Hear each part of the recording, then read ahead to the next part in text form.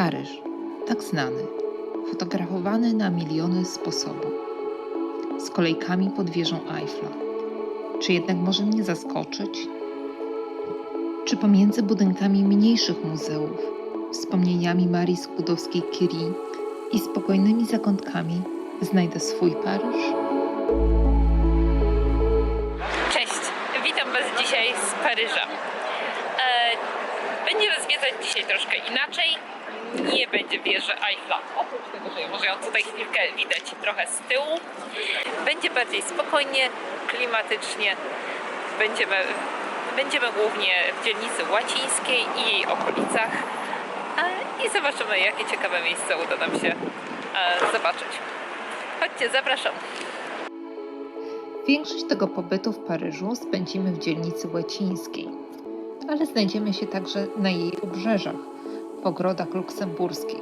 Natomiast nagrywanie tego filmu rozpoczęłam, podziwiając wspaniały budynek conciergerie, który jest ulokowany na wyspie Ile de la Cité.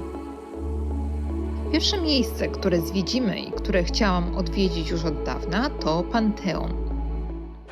Jesteśmy teraz tuż pod Panteonem, gdzie są pochowane osoby za największe zasługi dla Francji. I jest tu pochowana m.in. Maria Skłodowska-Curie. Panteon pierwotnie miał być kościołem, którego budowę zlecił Ludwik XV. W czasach rewolucji francuskiej został przekształcony w świątynię narodu. Chwilę wejdziemy też do środka. Nie wiem, na ile będę mogła Wam pokazać wnętrza, bo nie jestem pewna, czy można nagrywać, szczególnie czy można nagrywać tutaj groby.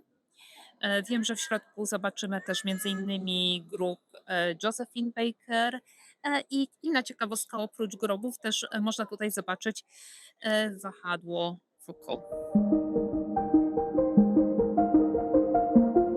W środku możemy podziwiać rzeźby, obrazy, wspaniałą kopułę i już wspomniane wahadło Foucault, które dowodzi ruchu obrotowego Ziemi wokół własnej osi.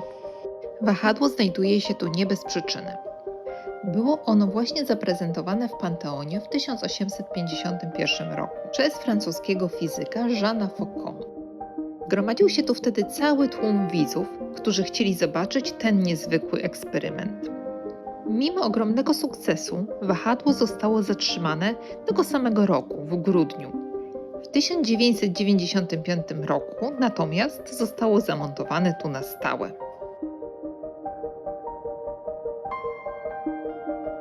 Następnie schodzimy do krypty, gdzie zostały pochowane różne znakomite osoby. Bardzo długo wśród pochowanych tu znakomitości brakowało kobiet. To zmieniło się w 1995 roku, kiedy przeniesiono tu szczątki Marii Skłodowskiej-Curie.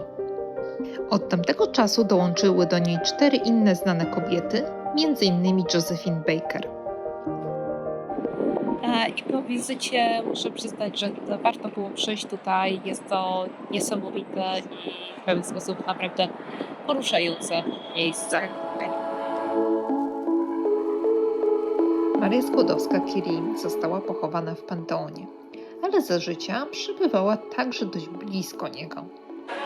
Dosłownie 10 może minut spaceru od Panteonu znajduje się Muzeum Curie.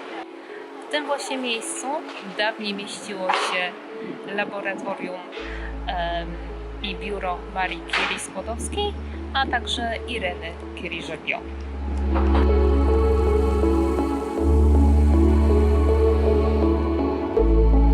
Muzeum Curie jest niewielkie, gdyż składa się tylko z 3 pomieszczeń. Jednak zrobiły one na mnie ogromne wrażenie. W głównej sali przeczytałam informacje dotyczące badań Marii Skłodowskiej-Curie oraz jej męża Pierre'a, a także jej córki Ireny. W pozostałych 2 pomieszczeniach można zobaczyć gabinet Marii oraz jej laboratorium. Zostały one zrekonstruowane i odkażone w 1981 roku. Wyglądają tak, jakby nasza noblistka dopiero co wyszła stamtąd po pracowitym dniu.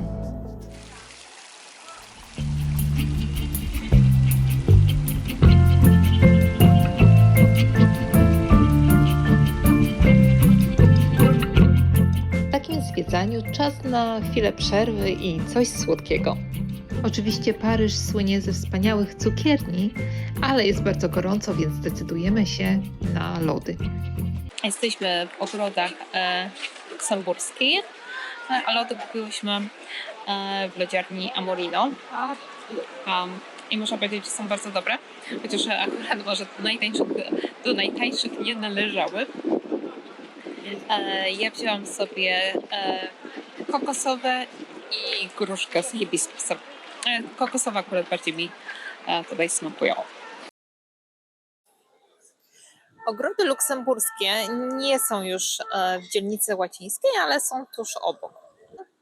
Są jednymi z fajniejszych w Paryżu. Były oryginalnie założone przez Katarzynę Medycejską, chociaż później troszeczkę zostały przebudowane, ale do tej pory możemy dostrzec ich troszkę włoski charakter. Maria Medycejska pochodziła z Florencji. Wychowała się tam w pałacu Pitti, do którego przylegają wspaniałe ogrody Boboli. Maria pewnie tęskniła za tymi widokami, gdyż zleciła zaprojektowanie tu rezydencji w stylu włoskim z włoskimi ogrodami. Jardin du Luxembourg znajduje się aż 106 posągów. I tutaj właśnie przypadkiem zobaczyłam, że siedzimy pod pomnikiem Anny Austriaczki. Była to królowa i żona Ludwika XIII. A może być ona znana w Polsce z powieści Trzej Muszkieterowie. To właśnie ona była powiązana z aferą diamentową i spiskami kardynała Richelieu.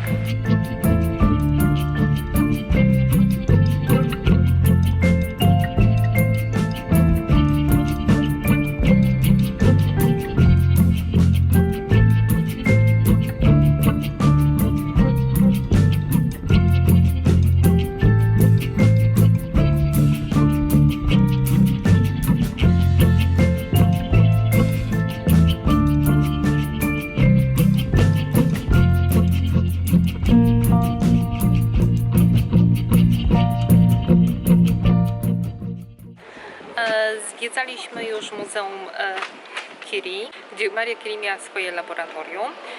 Byliśmy w Panteonie, gdzie jest pochowana, a tutaj za mną jest Sorbona. No, akurat niestety troszeczkę jest teraz tutaj to miejsce w remoncie, więc niezbyt może ładnie wygląda na zdjęciach. Nadszedł też już czas, aby coś zjeść. Zdecydowaliśmy się na naleśnikarnię Brace, gdzie podają bretońskie naleśniki galette robione z mąki gryczanej. I bardzo dobre, fajne naleśniki. To są naleśniki, które są z Bretonii. One są zrobione z zupełnie innej mąki i one nie są nigdy podawane jako słodkie. Ja tutaj mam z szynką, jajkiem i serem, a córka ma z kozim serem i one też z jajkiem i sezonowymi warzywami. W tej restauracji można też zamówić normalne, słodkie też naleśniki.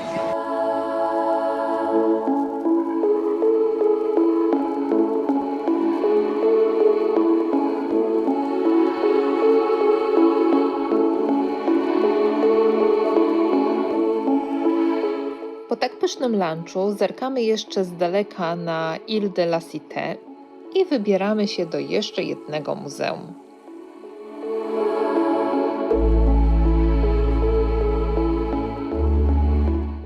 Ostatnie miejsce, gdzie wejdziemy dzisiaj do środka, to Muzeum Średniowiecza.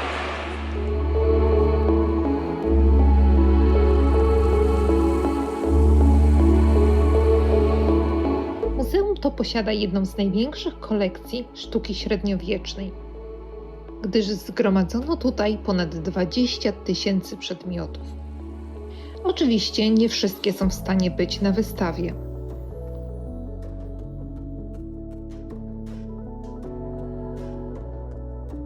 Chyba najcenniejsze, ale też robiące największe wrażenie są tapiserie Dama z jednorożcem. Nie pokażę ich Wam tutaj w filmie, gdyż po pierwsze sala była bardzo ciemna, a po drugie te wspaniałe dzieła sztuki najlepiej docenić osobiście.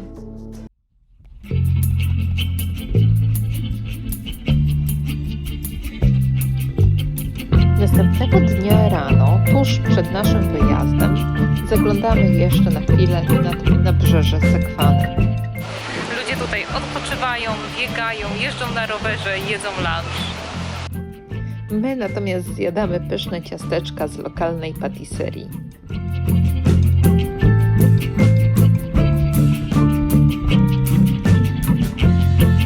Słoneczny, ładny dzień. Spacer właśnie nad Sekwaną jest idealny. I takim porannym spacerem z ciasteczkiem w ręku kończymy nasz pobyt w Paryżu. Mam nadzieję, że film Wam się spodobał. Jeśli tak, to dajcie łapkę w górę i może powiedzcie, jakie są Wasze ulubione miejsca w Paryżu, jeśli tutaj byliście, albo jakie chcecie zobaczyć.